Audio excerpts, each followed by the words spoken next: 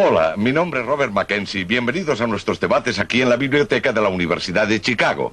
Los invitados han venido para ver y discutir el programa de esta serie de Milton Friedman, Libre para Elegir.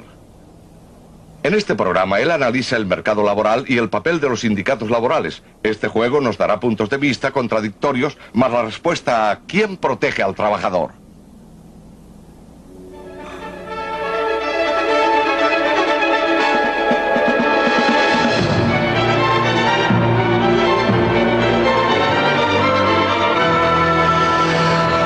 Libre para elegir.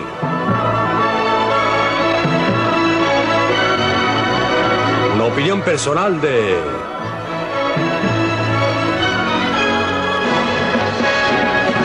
Milton Friedman.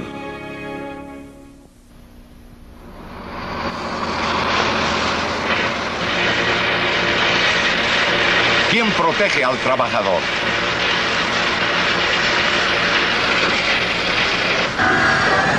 La gente que se gana la vida en la industria pesada rara vez tiene que quebrarse la espalda como lo tenían que hacer la mayoría de los trabajadores hace un siglo. Y sin embargo, ganan mucho más. ¿Qué produjo este mejoramiento? La primera reacción de mucha gente sería probablemente que el enorme progreso de los trabajadores en los últimos 2 siglos se debe a los sindicatos. Pero es obvio, por lo menos para los Estados Unidos, que esto no es cierto. Porque en el siglo XIX, cuando los obreros estaban bastante bien, apenas si existían sindicatos. Incluso ahora, no más de 1 de cada 4 o 5 trabajadores es miembro de algún sindicato. Y los otros no están nada mal, ya que alcanzan el más alto estándar de vida en el mundo. Por supuesto que los sindicatos producen beneficios para sus miembros, pero no son ellos el motor del desarrollo de la sociedad moderna. Más bien son vestigios de una sociedad preindustrial del ayer, del tiempo de las ligas entre artesanos en el medievo, o para volver más atrás aún, del acuerdo entre médicos en Grecia hace 2000 años. De la minúscula isla griega de Kos, la costa de Asia Menor queda a 4 millas en la bruma. Hace 2500 años funcionaban en Kos un hospital y una escuela médica. Trabajaba allí el gran Hipócrates, el fundador de la medicina moderna.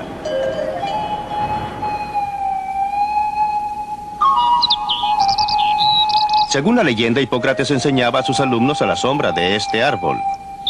Acogía a cualquiera dispuesto a aprender, mientras le pagara sus honorarios. Según otra tradición, San Pablo se paró acá y predicó el evangelio de la cristiandad.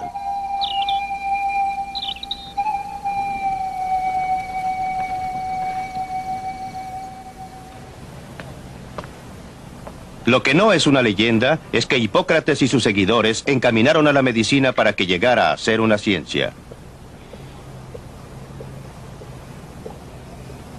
Cuando Hipócrates murió a la edad de 104 años, según la leyenda, esta isla estaba llena de cultores de la medicina. Sus estudiantes y discípulos se hacían una competencia despiadada.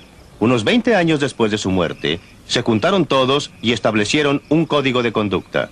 Lo llamaron el juramento hipocrático, en memoria del que fuera su profesor y maestro. Cada nuevo médico, antes de poder practicar su arte, venía a este lugar, aquí, y frente a estas columnas hacía su juramento.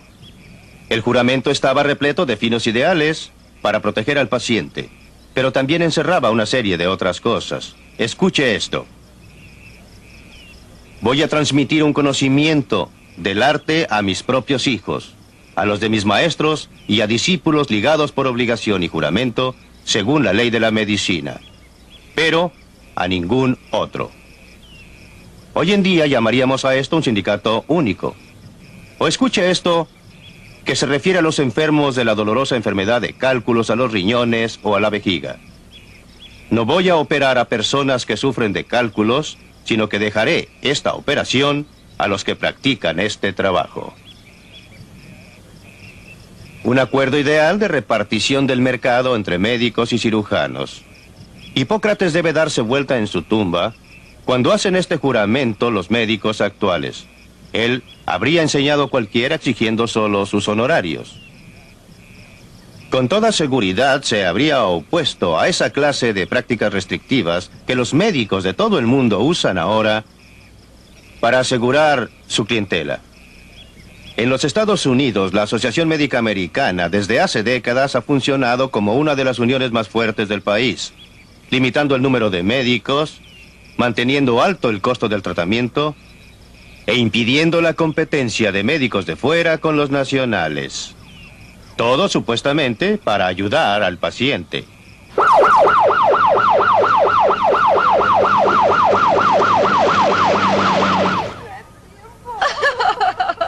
¿Se puede enderezar? ¡Ay, no sé! ¿Siente algo aquí? La tengo sujeta. Cada uno de nosotros puede tener de pronto necesidad de tratamiento médico.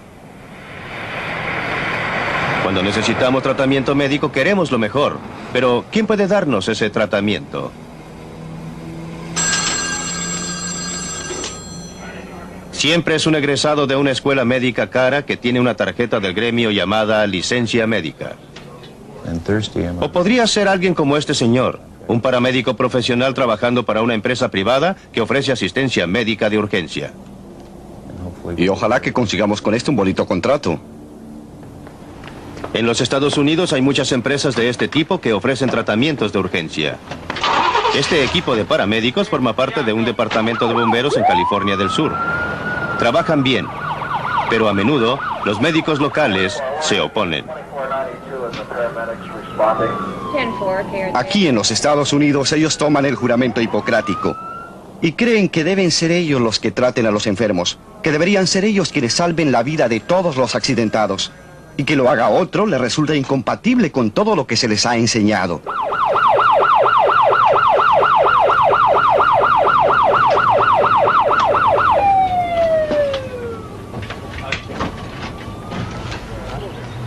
Pero los primeros auxilios, ¿por qué tienen que ser un monopolio de los médicos recibidos? ¿No deberían todos aquellos capaces de ofrecer ayuda efectiva poder hacerlo?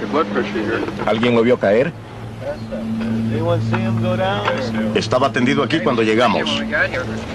Es seguro que nadie puede mantenerse en este negocio durante mucho tiempo si no demuestra que hace bien su trabajo. Esto lo sabe muy bien Joe Dolphin. Tomamos unas gráficas de estadística de los resultados de los paramédicos en California. Para darle un ejemplo, en el distrito de California en que trabajamos nosotros, una zona con unos 580,000 habitantes, menos del 1% de los enfermos que habían sufrido un paro cardíaco, alcanzó a sobrevivir y salir del hospital. Cuando empezamos a funcionar los paramédicos durante los primeros 6 meses, el 23% de los casos de paro cardíaco podían ser resucitados y una vez recuperados, dejaron el hospital para volver a sus trabajos. Creemos que esto resulta bastante llamativo y nos parece que los hechos hablan por sí solos. Sin embargo, comunicar esto a la comunidad médica resulta a veces sumamente difícil. Tienen sus propias ideas. Respiración 12 irregular. Eso es correcto, a mí me lo parece. Bien. ¿Cómo sigue allá abajo? ¿Estamos listos? Sí, 10-4. Clave 2, clave 2, clave 2. Las disputas entre miembros y no miembros de un sindicato no siempre transcurren de manera tan decente como entre la medicina organizada y Joe Dolphin. Un día, en 1978, unos trabajadores seguían en su trabajo cargando carbón sobre el río Ohio, en Indiana del Sur, a pesar de que el sindicato de obreros de la mina se había declarado en huelga. Aquella noche, un grupo de sindicalistas armados invadió el lugar. Y entonces incendiaron una pequeña casa aquí al lado del embarcadero. Luego de prenderle fuego al auto del señor Teagarden aquí, y tiraron otra bomba incendiaria dentro del tráiler. Otros estaban incendiando camiones disparándole a los neumáticos. Yo había vuelto más allá. Podía escuchar los disparos y el aire que escapaba de los neumáticos. Por supuesto, había tanta gente revolviendo y haciendo tanto daño, incendiando cada vez más cosas. Estaban pasando una gran cantidad de cosas al mismo tiempo. Deberíamos haber estado bien armados y haberles disparado a esa gente, haber hecho algo para impedirle toda esta destrucción. Nunca hubiera creído que un agitador pudiese juntar tanta gente irresponsable para invadir la propiedad de alguien y destruir en forma criminal hasta que lo vi.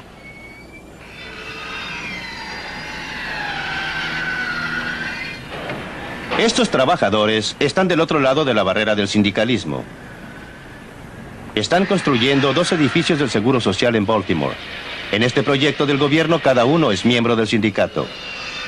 Su sindicato debe protegerlos contra la competencia de los trabajadores no sindicalizados. Pero algunos constructores del lugar ven un aspecto muy distinto del sindicato único. No creemos que se le deba negar a nadie la posibilidad de escoger. Cualquiera debería poder elegir entre hacerse y no hacerse miembro del sindicato. No por la ley que no se imponga a nadie afiliarse a un sindicato. Cuando usted le dice a un hombre que debe pertenecer a un sindicato o que tiene que hacer esto o lo otro, usted se da cuenta que le está sustrayendo libertades. La libertad de este empresario de escogerme a mí, de hacer negocios conmigo. Cualquier empresa requiere este derecho de poder escoger con quién hacer negocios, y de la misma manera nuestros empleados tienen el derecho de escoger si quieren o no hacerse miembros de un sindicato. En este aviso del gobierno que dice solo personal autorizado, realmente quiere decir solo miembros del sindicato.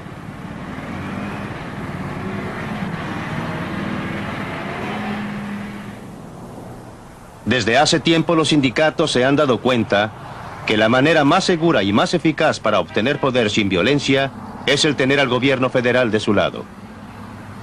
Por eso muchos sindicatos fuertes ubican su sede en las proximidades de la fuente del poder. Los dirigentes de los sindicatos que están ubicados cerca del Capitolio conocen muy bien este lugar. Es la sala asignada a la Comisión de Educación y Trabajo de la Cámara de Representantes. En ella se discute y se formula gran parte de nuestra legislación laboral antes de ser presentada al Congreso.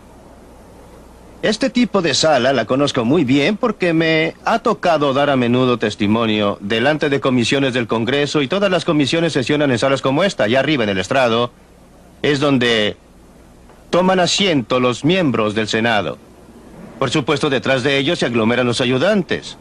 Como usted sabe, cada uno de los miembros de la Cámara y del Senado tiene como 30 o 40 asistentes. A menudo, en las salas de comisiones, no hay casi nadie fuera de estos ayudantes. Cuando yo comparecía, lo hacía allá, donde presentan su testimonio los testigos. A veces me parecía todo un espectáculo montado solo para los ayudantes, con un miembro de la Cámara o un senador asomándose de vez en cuando para ver de qué se trataba. Esta, por ejemplo, es la sala en que hace poco se llevaron a cabo las audiencias sobre los últimos aumentos del salario mínimo. ¿Quién supone usted que ha venido para ofrecer testimonio en favor del aumento del salario mínimo?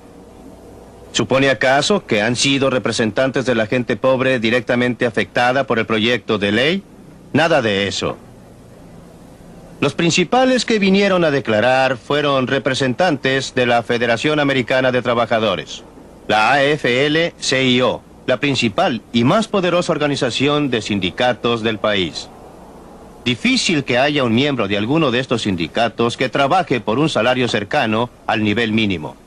Pese a toda la retórica sobre la ayuda a los pobres, ellos están en favor de un aumento de salario mínimo por motivos diferentes, porque protege a los miembros de su sindicato de la competencia de los que ganan menos y carecen de experiencia.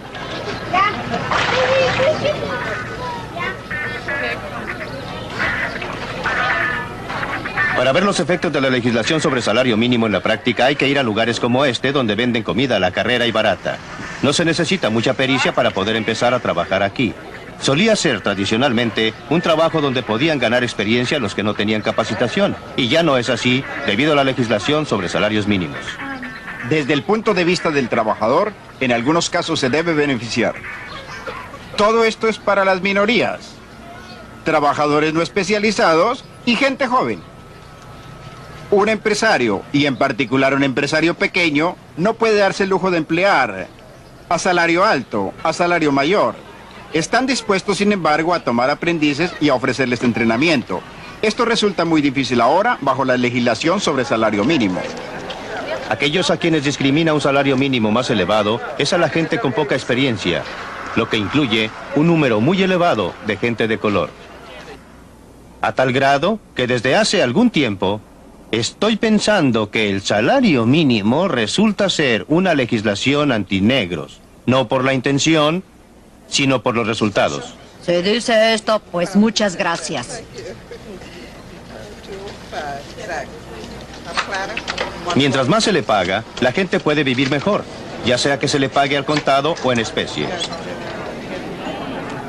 Este es el casino para empleados del Departamento de la Vivienda y Urbanización en Washington, D.C.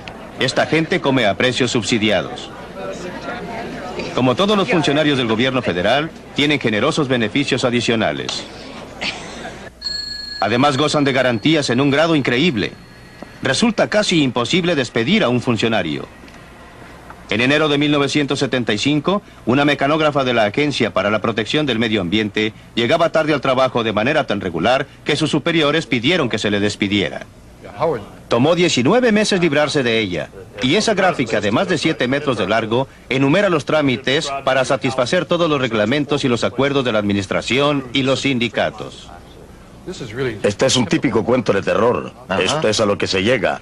Muestra el número de trámites que hay que cumplir. El procedimiento implicaba al supervisor de la mecanógrafa, al subdirector, al director de personal, al administrador de la sucursal de la agencia, a un experto en relaciones laborales, a un segundo consejero en relaciones laborales, a una oficina especial de investigaciones y al director de la oficina de investigaciones. No hace falta agregar que todo esto, que corresponde casi a una guía de teléfonos, fue financiado por el dinero del contribuyente. En vez de tener un sistema idóneo, hay esto. ¿Quién podría inventar un trabajo mejor defendido que este antes que llegara a su fin?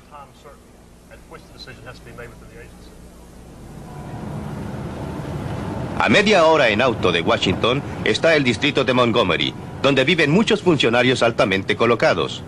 Tienen el ingreso medio por familia más elevado de todos los distritos en los Estados Unidos. De los empleados que viven aquí, 1 de cada 4 trabaja para el gobierno federal. Como todos los funcionarios públicos, tienen la seguridad de su empleo, salarios reajustables según el costo de la vida. Muchos de ellos consiguen beneficiarse además con el seguro social sacando 2 tajadas. Muchos de sus vecinos deben sus ingresos también a la acción del gobierno federal. Si no son miembros del Congreso, son gestores o son ejecutivos de corporaciones con contratos del gobierno. Porque ha crecido el gobierno, es que crece este vecindario.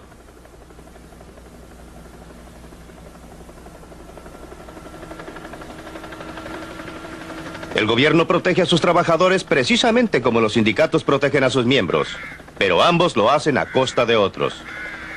No debería ser así.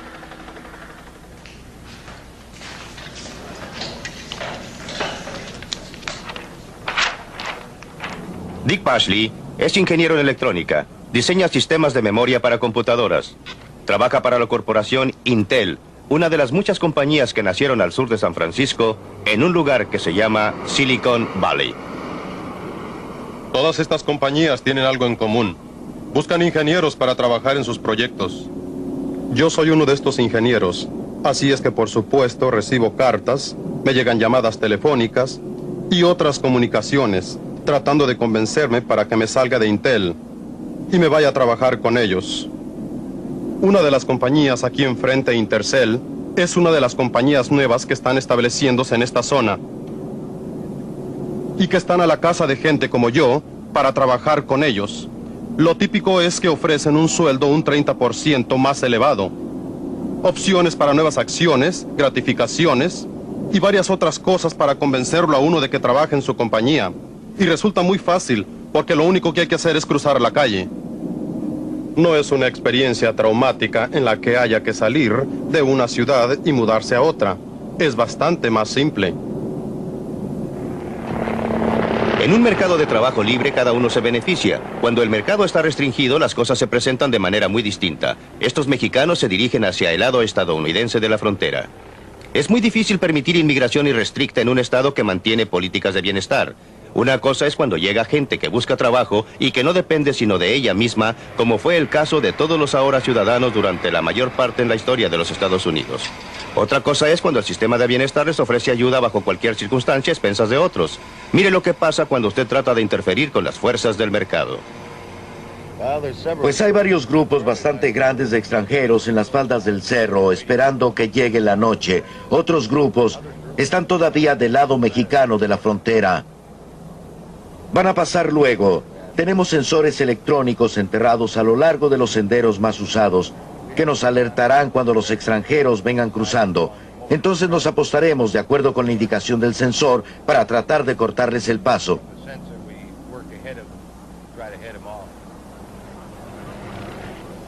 Atención, patrullas fronterizas.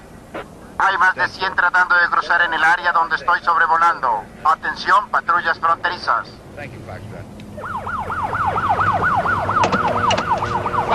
¡Deténganse! ¡Deténganse! ¡Deténganse!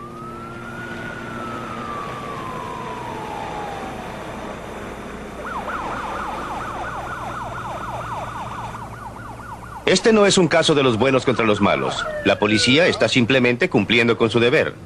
Estos mexicanos, pobres, vienen empujados por el hambre y les atrae la perspectiva del trabajo. Suban, por favor. La policía tiene una tarea imposible. Van a correr, los vamos a detener, los vamos a devolver, pero tarde o temprano van a cruzar la frontera y después de un tiempo lo harán de nuevo. En solo un mes, en 1978, se detuvieron a 60,000 inmigrantes ilegales en esa parte de la frontera. Pero créalo o no, los patrulleros de frontera estiman que casi 200,000 alcanzan a pasar. Hasta lugares como este, en California del Norte, donde había trabajo esperándolos.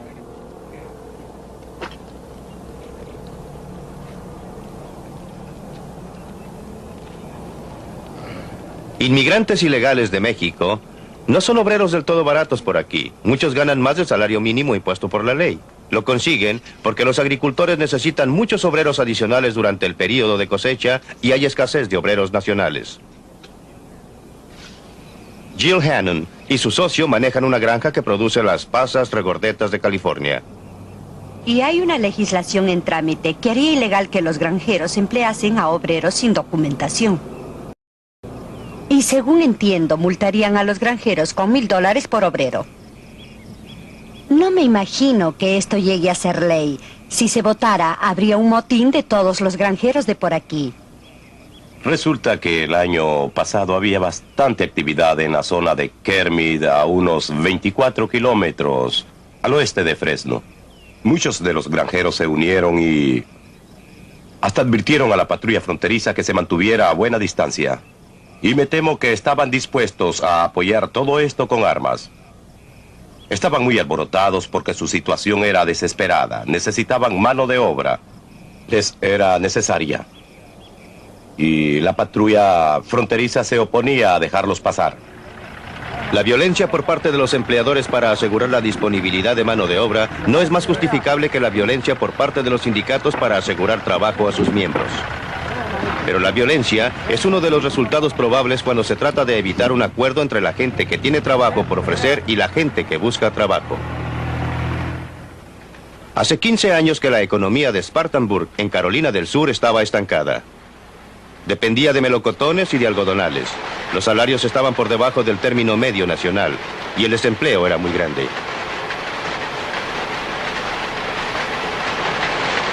Entonces, dramáticamente, el cuadro cambió. La gente de Spartanburg decidió transformar su ciudad en un centro de comercio libre.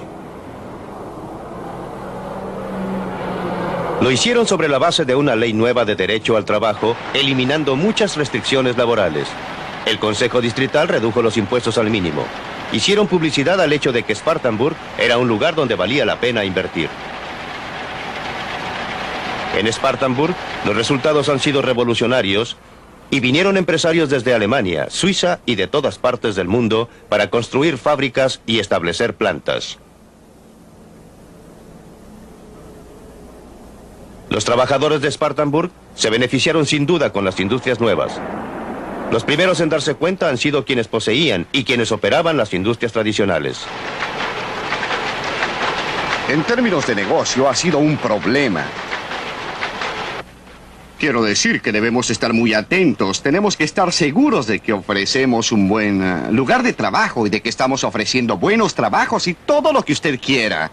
Y que nos movemos en la forma más competitiva posible. Creo que desde el punto de vista de los trabajadores, no hay duda de que esto les ha ofrecido más oportunidades. Un mercado para los que rinden su trabajo y sus conocimientos profesionales.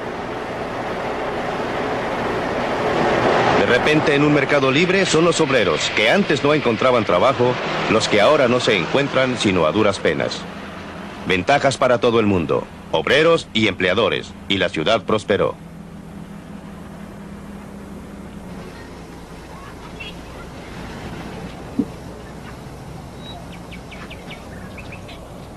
Uno de los obreros que llegó a Spartanburg fue el señor Huma. Vino como refugiado de la Uganda de Idi Amin. Llegamos a este país con $139. Tenía familia, mi mujer y 2 hijos, y veníamos con solo 4 maletas de ropa que pesaban 20 kilogramos cada una. No nos dejaron salir más que con eso. Teníamos que dejar nuestras posesiones, todas nuestras propiedades en Uganda. Y justamente vine a dar a la Flowers Baking Company y me tomaron como obrero para trabajar en la panadería a $2.49 por hora. 5 años después, él era el contador en jefe de la compañía. En un mercado libre, su mejor protección, su riqueza real, demostró ser su capacidad y el deseo de hacer uso de ella. Los Estados Unidos tienen mucho que ofrecerme. Es un gran país.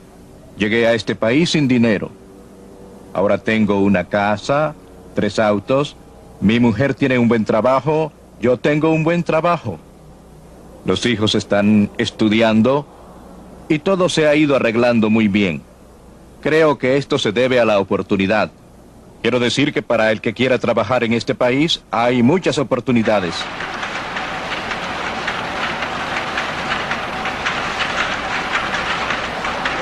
Cuando los sindicatos obtienen salarios más altos para sus miembros, restringiendo el acceso al mercado ocupacional, estos salarios afectan a otros trabajadores, reduciéndole las oportunidades.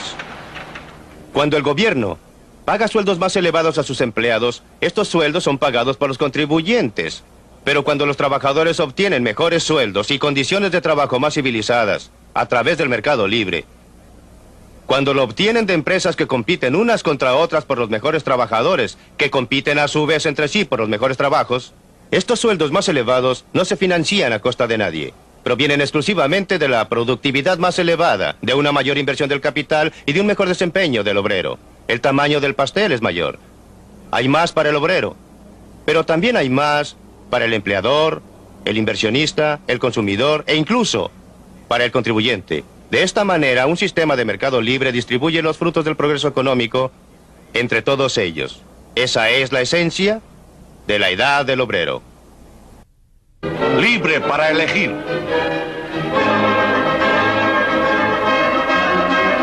Ya empezó la discusión aquí en la Universidad de Chicago. Pues nosotros hemos estado intentando un sistema de mercado libre sin sindicatos. Lo probamos en los años 20 y hasta en los años 30 y llevó al mundo al mayor desastre económico de los tiempos modernos, pero no creo que estemos hablando aquí del mercado libre en sí o de sindicatos en sí. Estamos hablando de mercado libre con o sin sindicatos obreros. Y un sistema de mercado libre sin sindicatos es un desastre.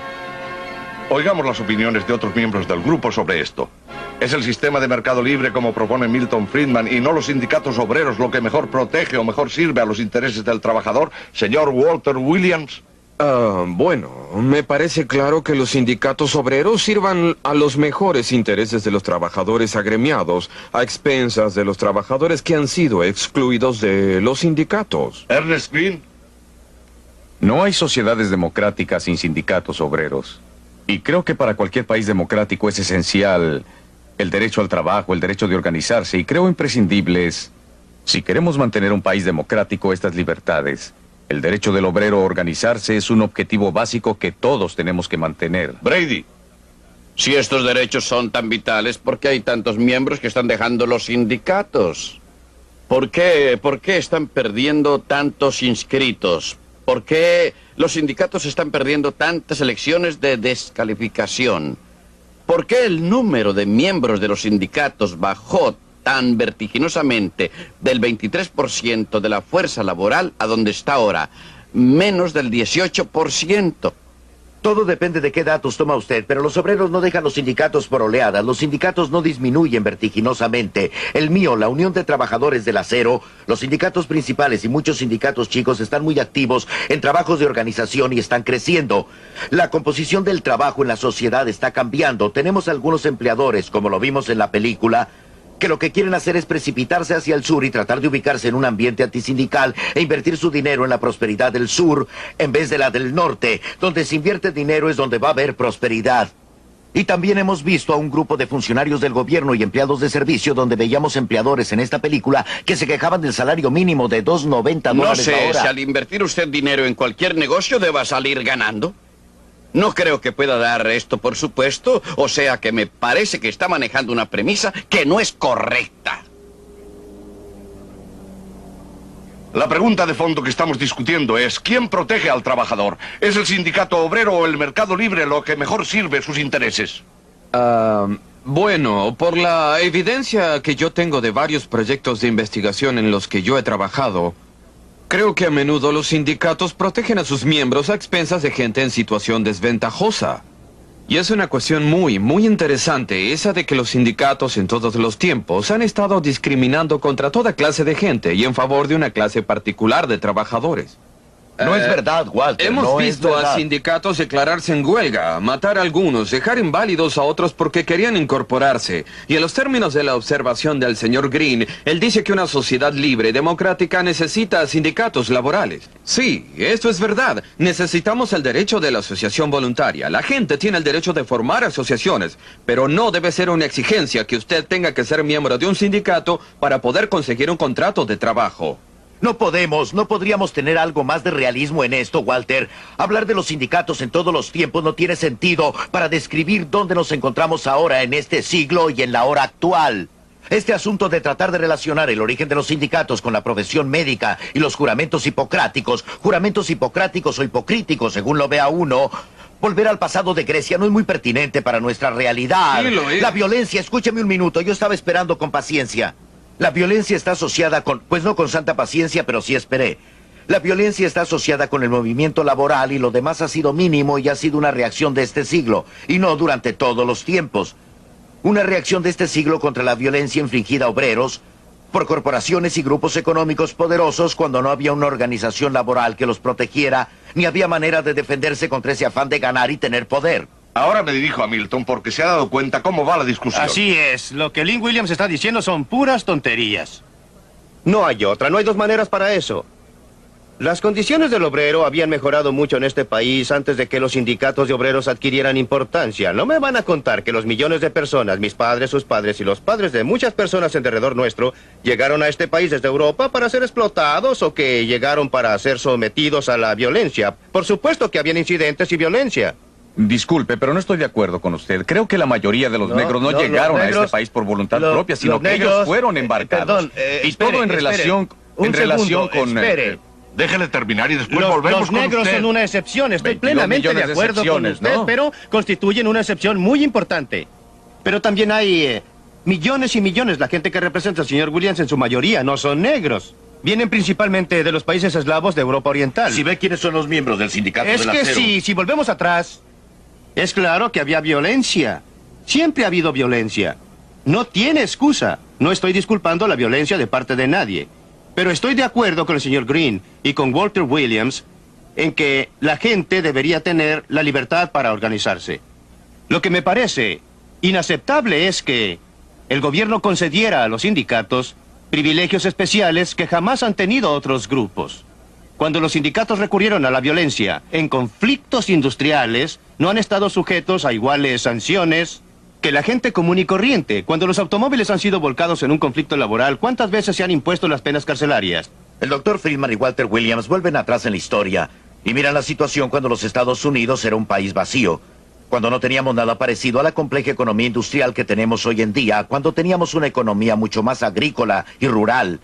Y por supuesto, cuando los pobres campesinos de Europa, mis antepasados y la mayoría de nuestros antepasados, y no hablo de los eslavos, que es una situación distinta, pero cuando esa gente salió de Europa y llegó a un continente amplio y abierto, con el suelo más fértil que se podía encontrar en el mundo, por supuesto que entonces había progreso y sería demencial negarlo.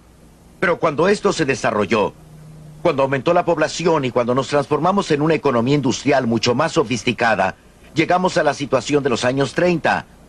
Y antes aún, hacia fines del siglo, con el aumento de la especialización, el movimiento laboral no surgió por casualidad. No nació sin que hiciera falta. Los resultados de tanto avance, a pesar de toda la riqueza que tienen los Estados Unidos, los resultados de este desarrollo era que mucha gente trabajadora no obtenía nada digno de la parte que en este progreso debía corresponderle por las leyes, o por la civilización, o por lo que fuera. Según usted, en un mercado libre de trabajo, todos se benefician. ¿Quiere decir que estaría a favor de la eliminación de toda restricción a la inmigración? La situación de las restricciones de inmigración está ligada al sistema del bienestar como política del gobierno. Como digo en la película, yo estaría en favor de la inmigración totalmente libre en una sociedad que no tenga un sistema público de bienestar. Con un sistema de bienestar como el nuestro, usted se encontrará con gente que inmigra para tener acceso al bienestar público y no para obtener empleo. Usted sabe, y es muy interesante, puede preguntarle a cualquiera. Antes de 1914, los Estados Unidos no tenía restricciones de inmigración. Estoy exagerando un poco, ya que había algunas restricciones para los orientales, pero en general la inmigración era libre.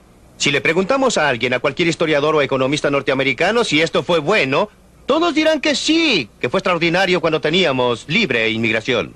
Si le preguntamos a alguien hoy día si deberíamos tener libre inmigración, todos o casi todos contestarán que no. ¿Cuál es la diferencia? Creo que solo hay una diferencia. Cuando teníamos libre inmigración, los inmigrantes venían a trabajar y se beneficiaba a todo el mundo. La gente que ya estaba aquí se beneficiaba porque conseguían trabajadores adicionales, trabajadores que podían trabajar con ellos, mejorar su productividad y les permitía desarrollar, aprovechar mejor los recursos del país. En cambio, hoy día, en que existe un sistema que implica una garantía gubernamental de ayuda en caso de necesidad, está confrontándose con un problema muy real. Sí, eso es verdad. Por eso, hoy en día, bajo las circunstancias actuales, usted no puede, desgraciadamente, tener libre inmigración. No porque la libre inmigración tuviera algo de malo en sí, sino porque tenemos otras políticas que hacen imposible dejar libre la inmigración. Bueno, me gustaría tener otras opiniones. ¿Hay posibilidad de abrir la puerta al mercado laboral internacional, Bill Brady? Yo diría que sí, si los otros abriesen la puerta para nosotros. Creo que no solo la puerta del mercado laboral, sino la puerta para todos los mercados debía estar abierta. Es decir, los mercados de productos. Lo que yo pienso de los obreros, sin documentos, o de los mexicanos, se encuentra escrito al pie de la Estatua de la Libertad, y creo que la gente debe tener el derecho de llegar a este país. Ahora bien, ¿usted sabe qué dirían? Habría gente que diría que los inmigrantes aumentan nuestro gran problema de desempleo. Y eso lo señalé diciendo, esta es la misma retórica que los irlandeses emplearon cuando los negros iban hacia el norte, y nos usaron como chivos expiatorios. Y nos dicen, hagan que esa gente se vuelva donde vino para que los nuestros puedan tener empleo. También los sindicatos han estado haciendo esto, llamándoles pestes, rompehuelga, etc. Así es que no deseo que los mexicanos lleguen a ser los nuevos chivos expiatorios de nuestros problemas nacionales particulares. El problema no está en ellos y nuestra nación se beneficia, en la medida que esta gente venga aquí a trabajar. Y en la medida que incluso es favorable que permanezcan como extranjeros ilegales, en vez de extranjeros legales que tendrían acceso a nuestros programas de bienestar, así que no queremos que ellos sean legales. Yo no creo que este país deba admitir que un grupo de trabajadores se mantenga fuera de nuestro encuadre legal y de nuestra protección. Y mientras haya trabajadores atraídos por los Estados Unidos y su estándar de vida, yo creo que el salario mínimo juega un papel en ese contexto como parte de esta atracción. Pero me parece que traer a obreros sin documentos y sin ofrecerles los medios de protección, me parece que nos lleva a tener que preguntarnos si no debíamos ofrecer amnistía a estos conglomerados de obreros que han estado viniendo durante un periodo de tiempo de 3 o quizás 4 generaciones. Tenemos que asegurarles los mismos derechos y la misma protección que a todos los otros trabajadores. Así como están las cosas, un gran número de ellos está viviendo al margen de las leyes y de los estatutos vigentes en esta nación. Así es, y lo trágico de la situación, como lo hace ver Walter Williams, es que mientras sigan sin documentos e ilegales constituyen un beneficio neto. La nación se beneficia y ellos también. No estarían aquí si no fuera así. La tragedia está en que ahora que tenemos estas otras políticas y los convertimos en residentes legales, ya no resulta claro que salgamos beneficiados. Ellos pueden ser los que se benefician, pero no nosotros. Lo que Lee Williams dijo anteriormente no refleja bien una vez más lo que está pensando. El impulso mayor para el movimiento sindical vino después de la Gran Depresión de los años 30. Esta Gran Depresión no fue un fracaso del capitalismo, no fue un fracaso del sistema del mercado privado, como lo demostramos en otro programa de esta misma serie. Fue un fracaso del gobierno. No fue el caso de que de una manera u otra, una baja general en las condiciones de la clase obrera produjera una gran ola de sindicalismo. Al contrario, los sindicatos nunca habían contado con más de 1 de cada 4 o 5 de los trabajadores en los Estados Unidos. No fue debido a los sindicatos que el trabajador se beneficiara. Se benefició a pesar de los sindicatos. Se benefició porque habían más oportunidades, porque había gente dispuesta a invertir más dinero, porque había una oportunidad de trabajo para la gente de ahorrar y de hacer inversiones.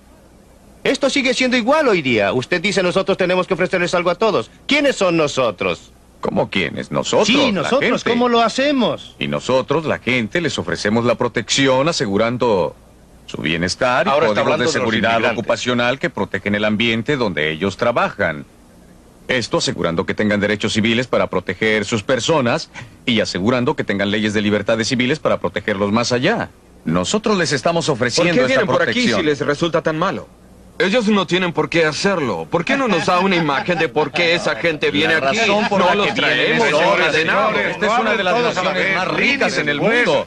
Y entonces, ¿por qué no habla de protegerlos? ¿Por qué dejó Little Rock en Arkansas para irse a Filadelfia? Contésteme. ¿Por qué no tiene la amabilidad de dejar que termine? En primer término, déjeme decirle lo siguiente. Hay unas cuantas cosas básicas que debemos saber. Para decir 5 cosas más y no nos podemos demorar toda la tarde. Los sindicatos y los salarios mínimos no pueden mejorar las condiciones de los trabajadores en este país. Lo logramos día a día. Estamos mejorando las condiciones de la gente trabajadora. Puede resolver los problemas de Bangladesh, lo puede transformar en países ricos pidiéndoles que se organicen en sindicatos como nosotros. No dije eso, no dije nada ni remotamente parecido. Está usted equivocado completamente. Vuelvo a mi pregunta inicial. ¿Por qué tanta gente está abandonando los sindicatos? No se salen muchos de los sindicatos. Pero sí, le di las estadísticas. Si usted piensa que yo, ¿qué porcentaje son los que obtiene? Yo vivo dentro del movimiento laboral. ¿Tiene usted por otro porcentaje? De él?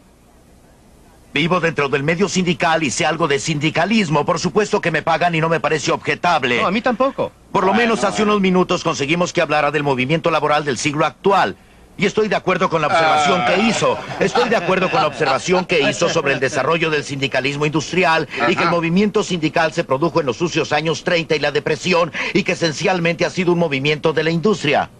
Pero me pregunto si, cuando escucho su comentario sobre los sindicatos y las prácticas restrictivas y la restricción del acceso a la industria y todo esto, sinceramente, sin querer faltarle al respeto, pero sinceramente yo me pregunto... No se preocupe por faltarme al respeto, ya me acostumbré. Me pregunto sinceramente si entiende cómo opera el movimiento sindical en la industria, la parte más reciente del movimiento sindical, cómo opera en realidad. Nosotros no decimos a nadie a quién debe emplear. Eso te lo aseguro, Friedman, no se ría. Hagamos la pregunta que tiene que ver con la película. El salario mínimo, que es una forma de intervención del gobierno, ¿ha operado en favor de los pobres y en favor de la clase obrera en general? Ya sé que usted se ha ocupado de esto desde hace tiempo. Bueno, por lo menos desde el punto de vista de los adolescentes, en particular los adolescentes menores, la ley del salario mínimo destruyó varias de las posibilidades de empleo. Por ejemplo, en 1948 el promedio de desempleo en la juventud negra entre los 16 y los 18 era de 9.4% y entre la juventud blanca era de 10.4% más o menos. El porcentaje de negros en la fuerza laboral era bastante más elevado que el de los blancos. Y con cada aumento en el salario mínimo se producía la recesión dramática que tenemos ahora. Y por eso la ley del salario mínimo tiene el efecto que podría traducirse en que el que no puede rendir $2.90 en productos por hora no merece el empleo. Es solo el salario mínimo lo que hay que tomar en cuenta. También la reubicación de muchas compañías. Debe mirar el desplazamiento de la gente. Pienso que usted no debe hacer eso. Bueno, tomemos la reubicación de las compañías. Pues bien, se encuentra la misma tasa de desempleos de negros y blancos en los suburbios que en las ciudades. Quiero decir que lo que se trata es hacer... Aún si mantuviera como base... un elemento. Usted está tomando un elemento. Bueno, mire usted, yo estoy de acuerdo con los logros de la ley sobre inmigración. Se presenta una diferencia en la tasa de desempleo de los negros y la de los blancos. Y eso es muy importante. Vamos, Lynn. Bueno, usted está tomando un elemento de años atrás cuando la situación era completamente diferente de la de hoy y saca salario mínimo, eso es lo diferente. Hay muchas otras cosas que son diferentes. El enorme desplazamiento de la gente de color desde 1948. No puede borrar eso olímpicamente, no puede decir que no puede atribuirlo al salario mínimo. Eso usted lo sabe muy bien. Quisiera que se aclarara ese punto. ¿Ha servido el salario mínimo a los intereses de la clase trabajadora de este país? Creo que no hay duda de que la gente trabajadora de este país estaría en bastantes peores condiciones que hoy en día. La juventud de este país estaría peor de lo que está si no tuviéramos el salario mínimo. Bien, ahora Bill Brady, ¿usted qué opina? No, yo por el... ¿Los salarios mínimos es buena idea o no? ¿Para usted qué es industrial? No, es una mala idea. Es evidente que es una de las peores cosas que podamos hacerle a nuestra juventud. Les impedimos ¿Cuántos niños tiene usted? ¿Cuántos tiene? Tengo 2. No tiene importancia cuántos niños tenga. El salario mínimo... Pero sí, el salario mínimo no afecta a su industria. Pero por favor, el salario mínimo no afecta a ninguno de los afiliados. Si hemos apoyado la legislación sobre el salario mínimo en este país, no es simplemente con miras a resguardar nuestros intereses. Por favor. Por supuesto que no lo hemos hecho con ese fin. Somos un organismo del pueblo. El conductor le ha dado la palabra a Milton.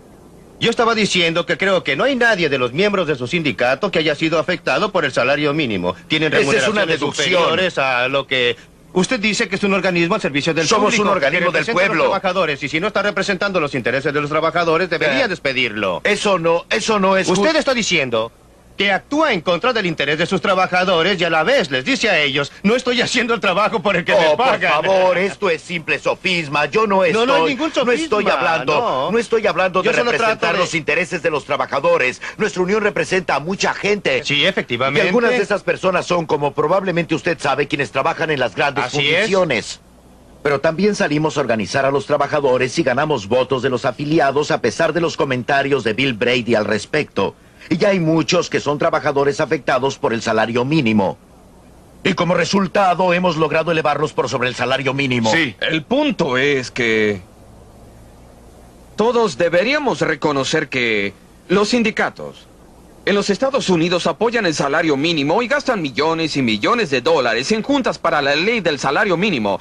Y lo hacen muy, pero muy concienzudamente y en nombre del pueblo. Ahora bien, en Sudáfrica, los sindicatos son más honestos.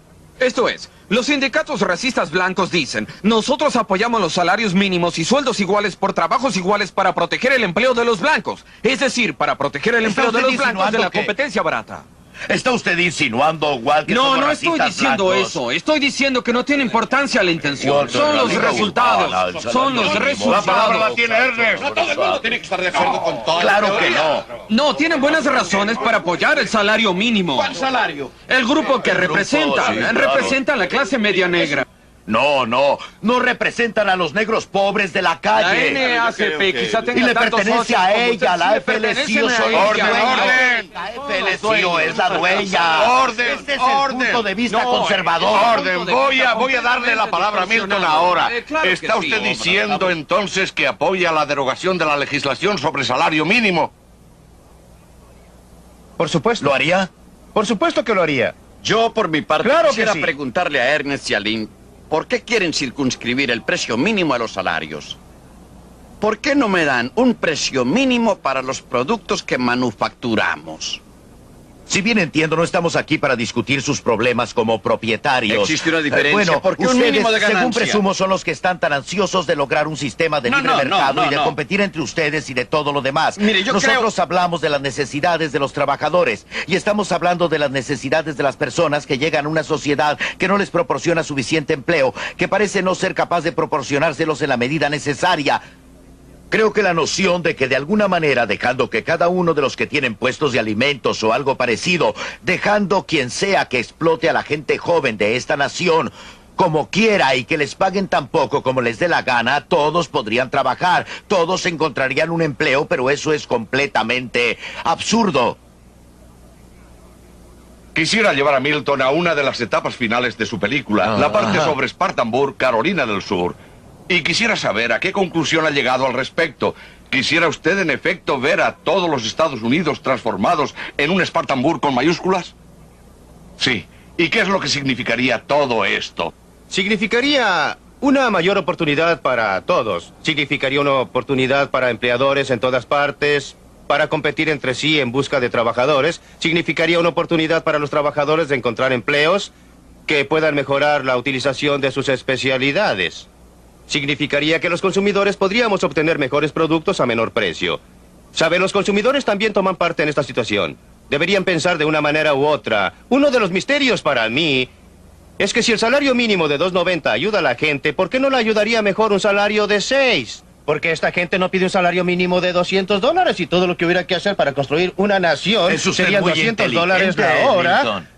Sí, y que abarcara también a las niñeras, ¿no? Y para mejorar la suerte y las condiciones de las personas solo es necesario decretar un salario Volvió más al tema alto. de salarios mínimos. Yo quiero saber cómo claro. Spartanburg... Sí, bueno, Spartanburg mejoraría las cosas ya que introduce un mayor radio de competencia y lo que realmente protege al trabajador es la existencia de alternativas de empleadores interesados por sus servicios, como las alternativas de vendedores que protegen al consumidor. Milton, usted omitió otra cosa que se lograría, y es que se produciría un aumento sustancial en inversiones de capital. Efectivamente, así sería. ¿Y el capital es otro mejor amigo de nuestro trabajador? Claro. Esto es solamente para decir ciertamente que todos se beneficiarían. Esto es solamente para decir que una economía activa, una en que haya inversión, desarrollo y lo demás, es una economía buena para la clase trabajadora. Creo que se lo decimos a la FLCIO por lo menos una vez al mes sin parar.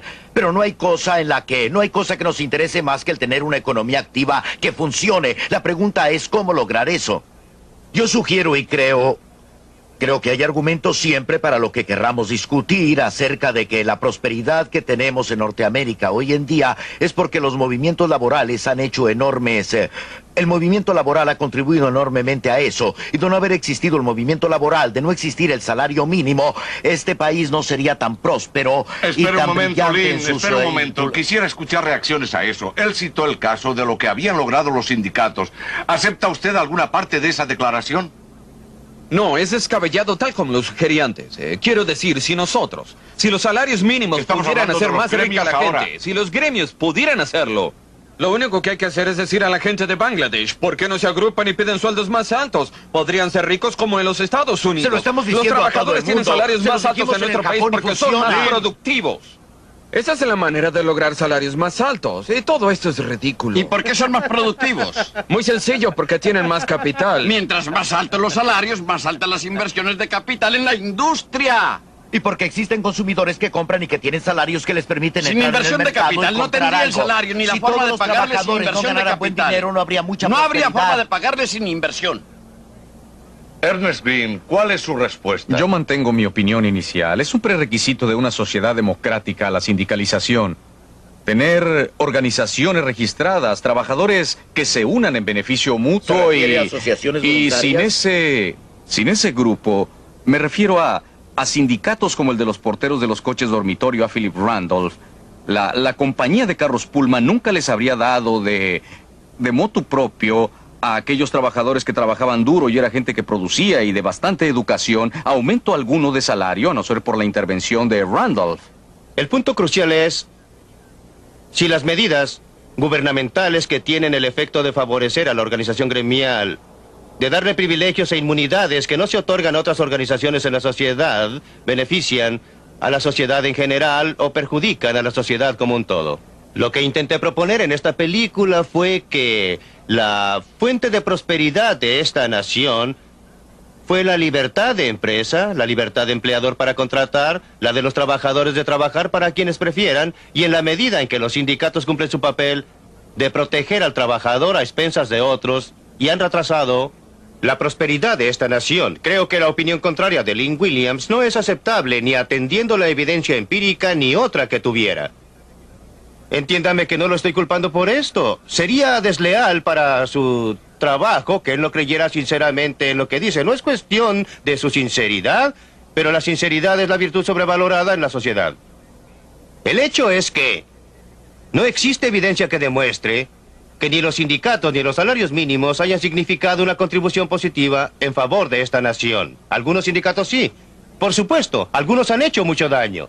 Esto no es un asunto en blanco y negro en el que se pueda opinar en forma categórica. Por lo general, el crecimiento en forma categórica. de esta nación lo hago. La opinión categórica que doy es que la prosperidad de este país se deriva fundamentalmente de la libre empresa, de la libre contratación, del libre empleo y trabajo, no de las medidas restrictivas impuestas por los gremios. Por favor, sean breves. Ernest. Y yo diría que la intervención del gobierno federal fuerte, financiada por los empleadores, los tipos de protección, los niveles de salarios y las condiciones de salud son las exigencias de este gobierno para la protección del pueblo, porque la historia ha demostrado que eso no ha ocurrido. Y en el caso de Spartanburg, Carolina del Sur, le reitero que si hay una razón por la que se logra una recuperación para atraer firmas de Suiza y de Alemania, es en primer lugar porque tenemos un gobierno fuerte que proporciona protección para todos los ciudadanos, lo que hace 15 años no ocurría.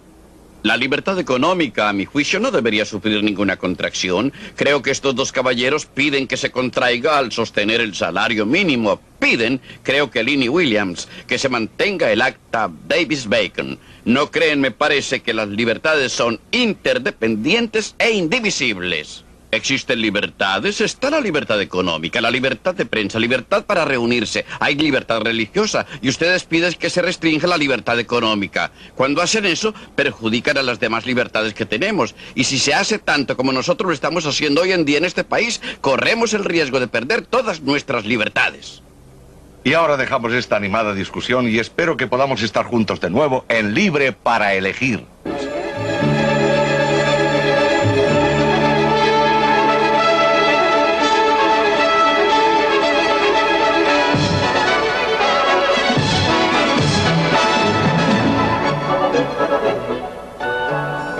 En el próximo programa, Milton Friedman enfocará uno de los más angustiosos problemas de hoy, el problema de la inflación.